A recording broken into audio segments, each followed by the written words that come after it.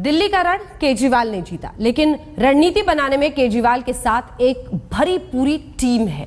उस टीम में हर पेशे के धुरंधर जुड़े थे, जिन्होंने अपना अपना योगदान दिया। उसी का नतीजा है कि चींटी पहाड़ चढ़ गई।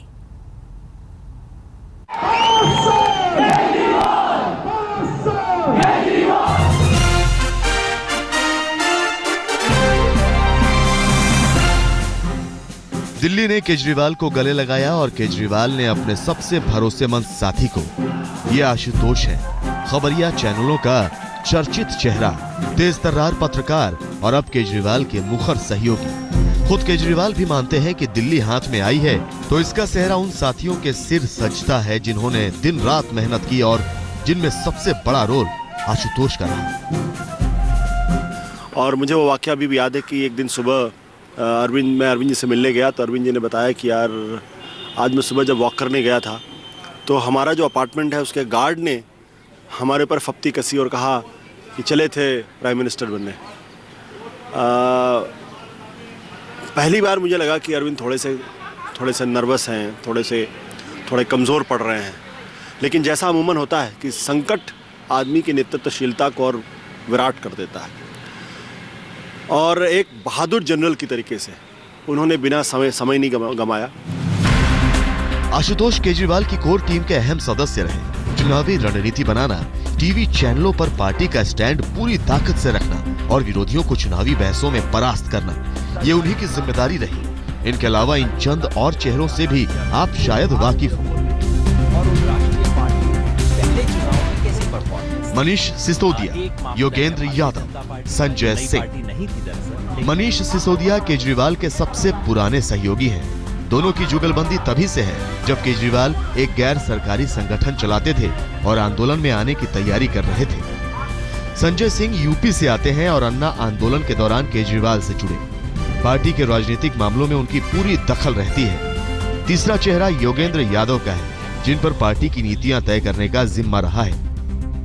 टीम केजरीवाल में कुछ चेहरे जाने पहचाने हैं, लेकिन इस टीम के कई सदस्य ऐसे भी हैं जिन्होंने ड्राइंग रूम में बैठकर ऐसी रणनीतियां बनाई जिसने बीजेपी जैसी मजबूत और संगठित पार्टी के भी पसीने छुड़ा दिए। तो आपका परिचय अब केजरीवाल की पूरी टीम से कराते हैं। नाम आशीष खैतान, पहचान पूर्व पत्रकार, भूमिका घोषणा पत्र तैयार करने में। नाम राघव चड्ढा, पहचान चार्टेड अकाउंटेंट, भूमिका चुनावी चंदा इकट्ठा करने में। नाम आशीष तलवार, पहचान पूर्व कांग्रेसी छात्र नेता, भूमिका रणनीति बनाने में। नाम अंकित लाल, परिचय सॉफ्टवेयर इंजीनियर, भूमिका सोशल मीडिया पर प्रचार में। नाम अतिशी मरलेना, परिचय मार्क्सवादी नेता की बेटी, भूमिका चैनलों पर पार्टी का बचाव करना। नाम पंकज गुप्ता, परिचय सॉफ्टवेयर इंजीनियर, भूमिका चंदा जुटाने।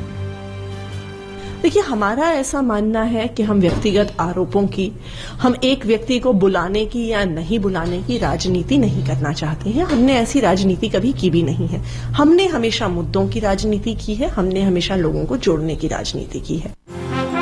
इनके अलावा कविवर विश्वास से तो आपका परिचय होगा ही। आम आदमी पार्टी के तमाम मंचों पर उनकी मौजूदगी आपको जरूर नजर आती होगी। लोकसभा चुनाव में हार के बाद थोड़े ओझल जरूर हुए, लेकिन किरण बेदी पर हमला करने में सबसे आगे वही दिखे।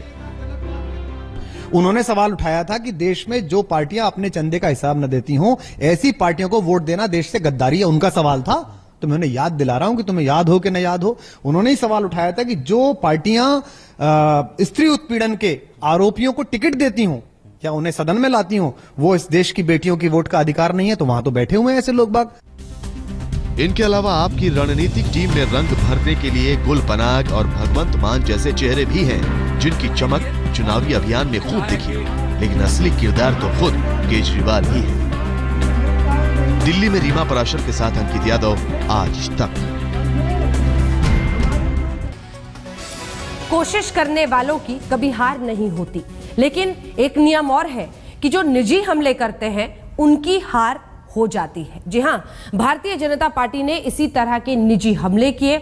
इधर अरविंद केजरीवाल, जो कि कार्यकर्ता से नेता, मंत्री से प्रधानमंत्री तक सब बीजेपी की तरफ से उन पर हमला करते रहे, लेकिन केजरीवाल ने अलग ही तरीका अपनाया। जब बीजेपी इस माथापच्ची में लगी थी कि दिल्ली में चुनाव कराया जाए या उपराज्यपाल के जरिए अपनी हुकूमत चलाई जाए, तब केजरीवाल जनता के बीच जा चुके थे। वो रोड शो के जरिए घर घर हर दरवाजे पर दस्तक देते रहे। जिन झुग्गी झोपड़पट्टियों में शुरुआती दिनों में एक एनजीओ के तौर पर काम किया था, फिर उनके बीच ही अपना ठिकाना बना लिया। धीरे धीरे बीजेपी को लगने लगा कि दिल्ली ना तो हरियाणा है, न महाराष्ट्र और न ही झारखंड। तब लोहे को लोहे से काटने के लिए अन्ना आंदोलन से निकली किरण बेदी को ही बीजेपी ने अपना चेहरा बनाया। दिल्ली को चाहिए क्या?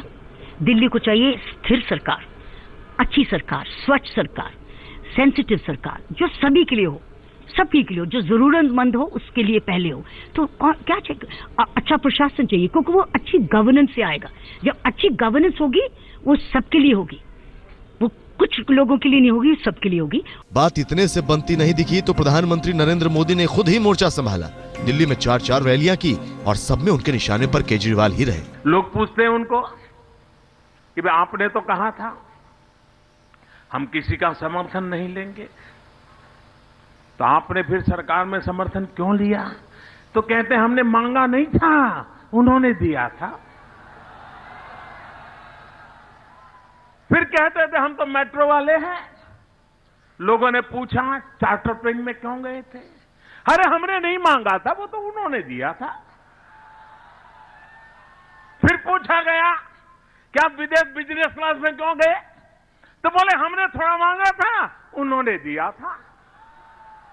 अब बारी चंदे की आई तो बोले हमने थोड़ा मांगा था, उन्होंने हमारे बैंक अकाउंट में डाल दिया था।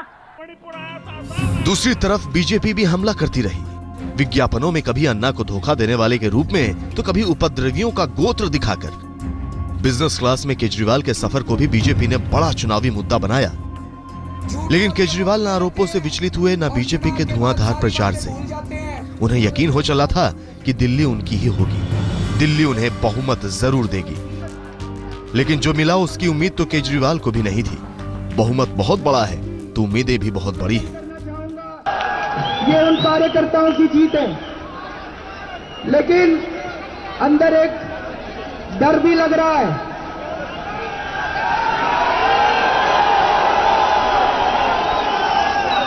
It's very scary. जितना बड़ा बहुमत दिल्ली की जनता ने हमें दिया है, मैं एक ही निवेदन करना चाहूंगा सभी कार्यकर्ताओं से, सभी हमारे एमएलए से, पूरी पार्टी से,